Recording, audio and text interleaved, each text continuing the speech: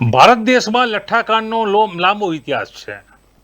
ગુજરાતના એટલે કે ગાંધીના ગુજરાતમાં દારૂબંધી છે છતાં પણ ગુજરાતમાં પણ છાસવારે લઠ્ઠાકાંડ થાય છે. પોલીસની તવાઈ થાય છે, રેડો પડે છે, અપરાધીઓ પકડાય છે અને તે બાદ પુનઃ દારૂના અડ્ડા ચાલુ થઈ જાય છે. જોકે આજ વાત કરવી છે તામિલનાડુની. તામિલનાડુમાં 34 જેટલા લોકો લઠ્ઠાકાંડમાં માર્યા ગયા છે. 100થી વધુ જે લોકો છે પીડિત થયા છે, હોસ્પિટલમાં ભરતી કરવામાં આવ્યા છે. ઝેરી દારૂ હતો તે પીવાથી આ 34 લોકોના મોત થયાના ઇનપુટ મળી રહ્યા છે અને 100થી વધુ લોકોને હોસ્પિટલમાં ખસેડવામાં આવ્યા છે. આ આખી જે ઘટના છે તેમાં તામિલનાડુ સરકાર દોડતી થઈ છે. તામિલનાડુ સરકારે પ્રબંધો કર્યા છે, જે પીડિતો છે હોસ્પિટલમાં દાખલ કર્યા છે. તામિલનાડુ સરકાર પર હાલ તો તવાઈ છે, કેમ કે તેઓની સરકારમાં અનિયંત્રિત થયેલા બુટલેગરો દારૂ વેચ્યો છે, ઝેરી દારૂ હતો, લઠ્ઠાકાંડ સર્જાયો છે. નમસ્કાર, હું છું ધનેશ પરમાર અને આપ જોઈ રહ્યા છો ટુડે ગુજરાતી ન્યૂઝ. તો આજે વાત કરવી છે લઠ્ઠાકાંડની. જી હા, તામિલનાડુમાં આ લઠ્ઠાકાંડ થયો છે. તામિલનાડુની સરકાર એક્શન મોડમાં આવી છે. તામિલનાડુના કલ્લાકુરિચી જિલ્લામાં કથિત રીતે ઝેરી દારૂ પીવાથી 34 લોકોના મોત થયા છે. 100થી વધુ લોકો ઘાયલ થયા છે. જિલ્લા કલેક્ટર MS પ્રશાંતે વાતની પુષ્ટિ પણ કરી છે. મૃત્યુઆંક વધી શકે તેવી શક્યતાઓ છે. કલ્લાકુરિચીના જિલ્લા કલેક્ટર MS પ્રશાંતે જિલ્લા સરકારી મેડિકલ કોલેજ હોસ્પિટલ સારવાર લઈ રહેલા લોકોને મળ્યા હતા. આ કેસમાં 49 વર્ષીય ગેરકાયદે દારૂ વેચનાર જે વ્યક્તિ છે કે કન્નુકુટીની ધરપકડ કરવામાં આવી છે. આપણે જણાવી દઈએ કે તેની પાસેથી જપ્ત કરાયેલા આશરે 200 લીટર ગેરકાયદેસર દારૂના પરીક્ષણમાં જાણવા મળ્યું છે કે તેમાં જીવનેલ મિથેનોલ છે. આ એ જીવનેલ મિથેનોલ છે કે જે ગુજરાતમાં તાજેતરની દારૂ જે લઠ્ઠાકાંડ થયો તેમાં મળી આવ્યું હતું. અનેક લોકોના ગુજરાતમાં પણ મોત થયા હતા. મુખ્યમંત્રી MK સ્ટાલિને મૃત્યુ પર શોક વ્યક્ત કર્યો છે. કહ્યું છે કે ઝેરી દારૂના વેચાણને રોકવામાં નિષ્ફળ રહેલા અધિકારીઓ સામે કાર્યવાહી કરવામાં આવશે. સ્ટાલિને એક્સ પર એક પોસ્ટ કરી છે અને કહ્યું છે કે કલ્લાકુરિચીમાં ભેળસેળવાળો દારૂ પીનારા લોકોને મોતના સમાચાર સાંભળીને હું આઘાત અને દુઃખી છું. આ કેસમાં સંડોવાયેલા લોકોની ધરપકડ કરવામાં આવી છે. તેને રોકવામાં નિષ્ફળ ગયેલા અધિકારીઓ સામે પણ કાર્યવાહી કરવામાં આવશે. આ તેઓએ કહ્યું છે. જો જનતા આવા ગુનાઓના સંડોવાયેલા લોકો વિશે માહિતી આપશે તો તાત્કાલિક પગલાં લેવામાં આવશે તેવું કહ્યું છે અને સમાજને બરબાદ કરતા આવા ગુનેગારોને કડકાઈથી દામવામાં આવશે. તામિલનાડુના ગવર્નર RN રવિએ મૃત્યુ પર શોક વ્યક્ત કર્યો છે અને પીડિતોના ઝડપથી સ્વસ્થ થવાની પ્રાર્થના કરી છે. તામિલનાડુ રાજભવને રાજ્યપાલ વતી એક પોસ્ટ શેર કરી છે અને કહ્યું છે કે મને જાણીને ખૂબ જ દુઃખ થયું છે કે કલ્લાકુરિચીમાં ઝેર દારૂ પીવાથી ઘણા લોકોના જીવ ગુમાવ્યા છે. અન્ય ઘણા લોકોની હાલત ગંભીર છે. શોકગ્રસ્ત પરિવારો પ્રત્યે મારી હૃદયપૂર્વકની સંવેદના છે અને હોસ્પિટલમાં દાખલ થયેલા લોકો ઝડપથી સાજા થાય તેવી હું કામના કરું છું. રાજ્યપાલે રાજ્યના જુદા જુદા ભાગોમાંથી નકલી દારૂના સેવનને કારણે મૃત્યુના સતત અહેવાલો પર ચિંતા વ્યક્ત કરી છે. પોસ્ટમાં આગળ કહેવામાં આવ્યું છે કે સમય પર અમારા રાજ્યના વિવિધ ભાગોમાંથી નકલી દારૂના સેવનથી મૃત્યુના અહેવાલો સામે આવે છે.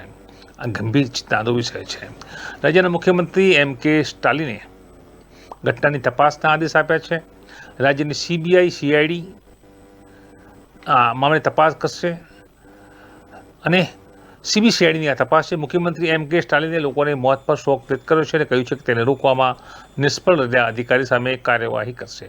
ટ્વિટર હેન્ડલ પર તેઓની આ પોસ્ટ છે. ભેળસેળયુક્ત દારૂ પીવાથી લોકોના મોતના સમાચાર સાંભળ્યા બાદ તેઓ દુઃખી છે. મને આઘાત છે, દુઃખ છે. આ કેસમાં સંડોવાયેલા લોકોની ધરપકડ કરવામાં આવી છે અને રોકવામાં નિષ્ફળ જે અધિકારીઓ છે જેઓની જવાબદારી છે તેઓ સામે કાર્યવાહી થશે. તો આ તો હતી CMની વાત.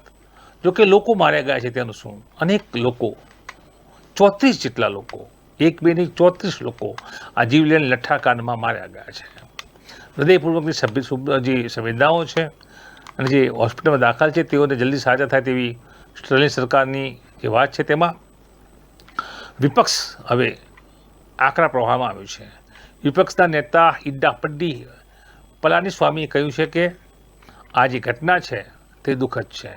જ્યારથી DMK સરકાર સત્તામાં આવે છે ત્યારથી ગેરકાયદે દારૂના કારણે મોત થઈ રહ્યા છે. તેમણે કહ્યું છે કે આ મુદ્દો વિધાનસભામાં ઉઠાવી રહ્યો છું અને કાર્યવાહીની માંગ પણ કરી રહ્યો છું. જોકે આ રાજકીય વિરોધ પક્ષ અને સત્તા પક્ષ બે વચ્ચેની સાઠમારી છે.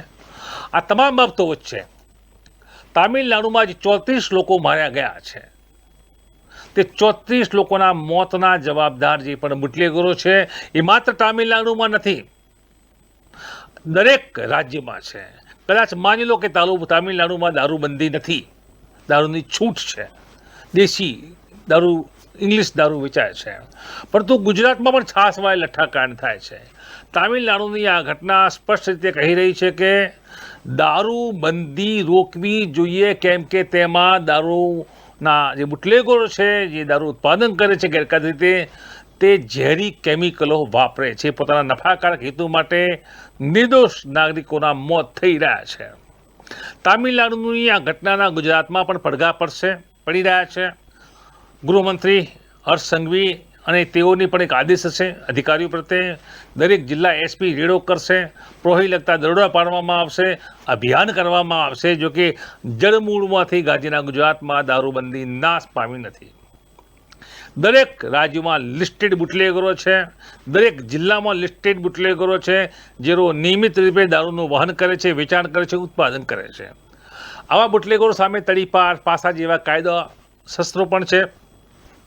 તેમ છતાં તેઓ પુનઃ છૂટીને આવે છે અને પાછો દારૂ વેચાણ કરે છે. અને એ જ રીતે વેચાણ કરતા દારૂમાં કદાચ આ જ રીતે મિથોલન જે ઝેરી તત્વ છે એ વધારે વપરાય છે. અને તાળી પીતા લોકો, દારૂ પીતા લોકો, દેશી ખેરી પીતા લોકો જે છે મોતને ભેટે છે. દારૂની આ બધી સામે 34 મોત જાણે ચિત્કાર કરી રહ્યા છે કે અમે તો મૃત્યુ પામ્યા છીએ, પરંતુ અમારા મોત માટે જવાબદાર જે પણ હોય તેમને છોડતા નહીં. જી હા, આ એક સંદેશ પણ છે. દારૂ વેચાય છે તો લોકો પીએ છે, પરંતુ પૈસા આપી પીતા લોકોને શા માટે ઝેરી દારૂ પાવામાં આવે છે? જ્યાં જ્યાં દારૂબંધી નથી તેવા રાજ્યોની આ વાત છે.